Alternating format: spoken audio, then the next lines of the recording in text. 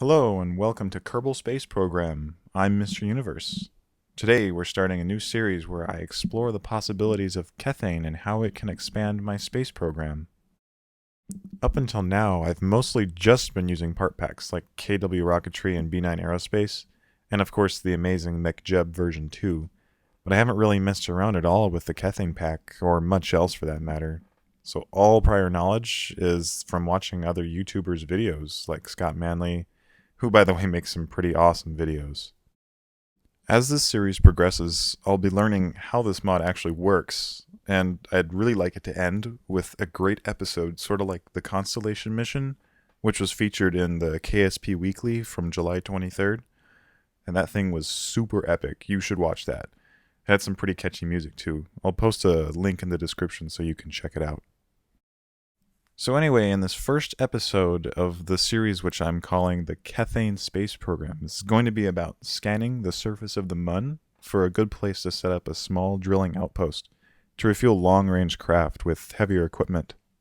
And I'm thinking that if I can get whatever equipment I need in a large transfer stage into orbit around the Mun and send some kind of tug up to the transfer from the surface with a large fuel tank to refuel it, it should have the necessary fuel to get to its destination, wherever that may be.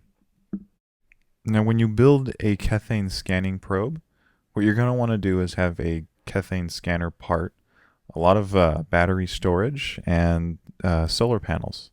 And what you need the battery storage for is when you go on the dark side of the moon, your solar panels are not going to draw power from the sun, but your Kethane scanner will continuously draw a lot of power. So what I did is I put 2 of the 1,000 unit power packs just beneath it so that it wouldn't run out of power during the time that it was on the dark side of the moon. Alright, so I'm wrapping up the design of this rocket here by placing a fairing over the scanner probe and a pretty basic launch vehicle with asparagus style staging. And I do add a McJeb here because I like to have very precise orbits with my probes. And here we'll launch it. Alright, so here we go. I'm gonna time accelerate up to a 100 kilometer orbit. And there's the moon, nicely in view. That's our target. And I am using McJeb for this because I'm not that great at launching to a stable orbit. And no, I'm actually really bad at it. I can't keep control of it very well. And whoa, what was that? Well, that didn't seem very good. I hope nothing broke on that. Anyway, I wanted to give a big thanks to World of Hurt for giving me my first ever like on YouTube, and also to Oz Searle for being the first person to comment on my YouTube channel. Thank you guys. Also, I'm very new at creating videos for YouTube, so anyone watching this, please leave feedback. I'd really like to know what you guys think about my show so far. If you like it, what do you like about it? If you don't like it, what do you not like about it? Tell me so I can improve my shows for next time. Thank you. Alright, so we're approaching the moon here. We're just entered its sphere of influence. And you'll see here that I'm going to start maneuvering my rocket upwards, opening the solar panels. Thank goodness I remembered to do this. I almost could have run out of energy and that would have been a disaster. Dead probe in space, just headed on a collision course with the moon. That's never... Oh, look at that. That solar panel looks like it broke. It must have been from the fairing, a collision with the fairing. Alright, so here I've got a 100 kilometer periapsis with the moon, circularizing that, and I'm also creating a maneuver node in McJeb to get a perfect 90-degree polar inclination. Now the reason I do the polar inclination is because when you're scanning the surface of the moon, the planet rotates slowly, so every time you go around, a different portion of the planet is just beneath your orbit. And oh, look at that, I started my scanner, and the very first portion we scan, it has Kethane. Yes, that's awesome. That's great news.